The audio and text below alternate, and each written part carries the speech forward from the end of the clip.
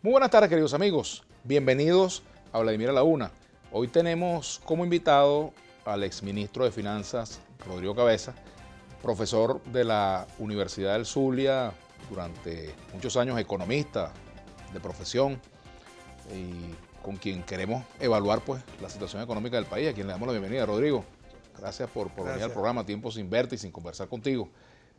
Y bueno, vamos a entrar de lleno en el tema económico, que por supuesto tú eres una voz autorizada en ese sentido, por tu experiencia, por tu condición de docente, investigador, y bueno, porque también has tenido tu pasantía por el Ejecutivo. Si yo te preguntara, por ejemplo, ¿por qué llegamos en materia económica a la situación de hoy? ¿Qué respondería Rodrigo? Tú sabes que, buenas tardes a todos los que nos están viendo. Gracias por la oportunidad de conversar y de conversar con la nación. Podríamos decir que desde la ciencia económica es posible revisar, capturar los hechos de la economía para explicarlos. En la economía no hay fenómenos, no hay misterios. ¿Por qué llegamos acá? Es claramente comprensible para la ciencia económica. Y podríamos decir, digo yo, esto por supuesto es mi apreciación como economista, en varias razones. La primera de ellas, en mi opinión, es que no ha habido una conducción profesional de la política económica para poder comprender que el manejo de una economía es sistémico, que la política económica no es un cuero seco como algunos dicen, sino que tiene su coherencia interna en lo fiscal, en lo monetario, en lo cambiario, en lo productivo e incluso hasta el intento de visión de futuro que se tenga. Esto se puede registrar claramente en lo que ha sido una conducción errática, estrictamente administrativista, con decisiones administrativas, de persecución de los actores productivos, de juramentar a 60.000 fiscales que van a salir a yo no sé dónde a vigilar, es una clara incomprensión de lo que ocurre en el mercado, de lo que ocurre realmente en los factores de la economía. Un segundo elemento está, para mí, que es el detonante, fue la política cambiaria adelantada. Nos cansamos mucho de nosotros hacer la afirmación, invitar a que se fuera con urgencia a una simplificación cambiaria. Lo dije por primera vez en un programa de José Vicente Rangel en el 2015. La unificación cambiaria. Simplificación cambiaria. ¿No es igual que unificación? No, en ese momento no, porque en ese momento lo que había era el detonante, un sistema cambiario con 3 precios. Es decir, el dólar tenía 3 precios. Por supuesto, el sistema cambiario con 3 precios, además la diferencia entre ellos, destruyó y efectivamente destruyó la formación de los costos en la agricultura, en la industria, en el comercio, porque esta es una economía altamente importadora de maquinarias, de equipos, de herramientas, de insumos. De manera que el manejo de la política cambiaria fue absolutamente errático, originó procesos inflacionarios y por supuesto origina el mantener un tipo de cambio a 10 bolívares, otros elementos que no están explicados en la ciencia económica o en la política económica, que es la corrupción. Un tercer elemento es la política fiscal, ¿verdad? Un economista, un ministro de Finanzas, su principal preocupación es ver que el déficit fiscal no se desborde, que el déficit fiscal moderadamente no pase 3% del Producto Interno Bruto, tratar de financiarlo bien. Bueno, aquí hemos llegado a tener déficit fiscal de 16%. Esto es asombroso para cualquiera que haya estudiado ciencia económica. El que no le haya estudiado el número no le dice nada. Pero si lo que tienes que cuidar es que no pase de 3, si tienes aproximadamente 4 años con déficit fiscal, es gravísimo. Ahora, ¿cómo se explicó el que el déficit fiscal te afectara?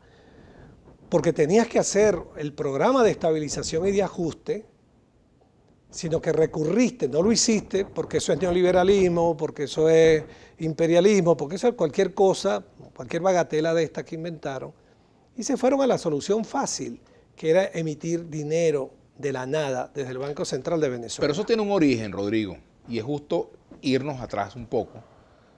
Aquí, por ejemplo, se le quitó autonomía al Banco Central, se modificó la ley del Banco Central, ¿verdad?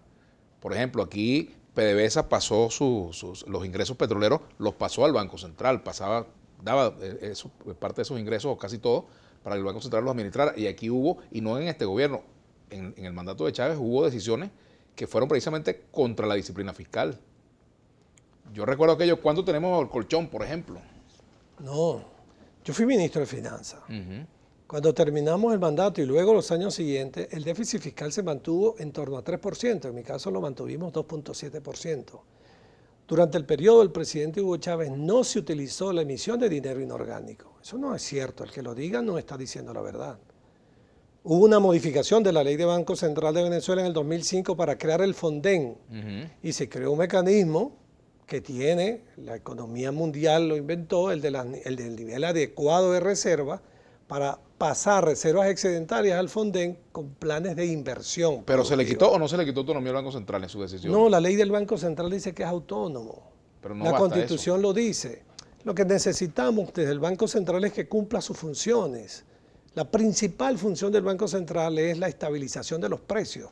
Pero aquí, cuando hablo de la política fiscal, cuando el Ejecutivo recurre a financiarse con dinero de la nada, en un primer momento tú pudieras soportar un gasto que tuviera que ver con una dificultad social, un terremoto, Dios guarde, alguna situación imprevista, incluso para un programa, desde el punto de vista keynesiano, para un programa de empleo.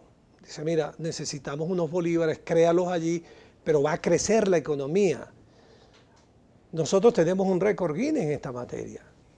Y yo le diría a las actuales autoridades del Banco Central, porque los acaban de nombrar, si tienen sentido de nación, si tienen la responsabilidad con relación a los 28, 29 millones de venezolanos y venezolanas que aquí vivimos, tienen que detener esa gigantesca creación de dinero de la nada, que significa ponerle un botón a una computadora del Banco Central y crear dinero sustantivo. Este año nacimos con masa monetaria de 125 billones.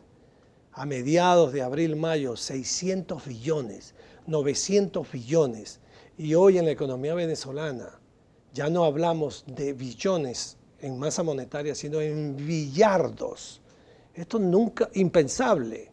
Por supuesto, este es el combustible de la hiperinflación. ¿Cómo no creer que esto nos está causando o nos hizo entrar en una situación hiperinflacionaria, que es un tema álgido y quizás el más problemático de la coyuntura? A ese tema le vamos a entrar al regreso. Ya regresamos con Rodrigo Cabezas, economista, profesor universitario. Ya volvemos.